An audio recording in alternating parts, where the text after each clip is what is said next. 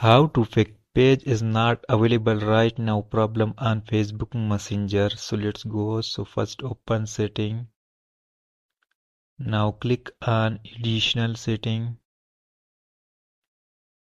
Click on application management. Now find Messenger.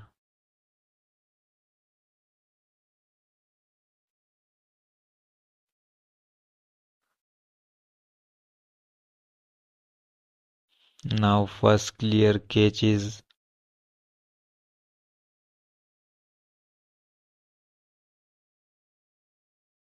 and clear data.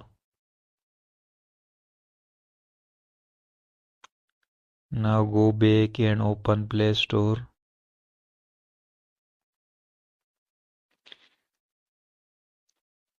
Now go to search bar and search Messenger. First update your Messenger if available. Thanks for watching.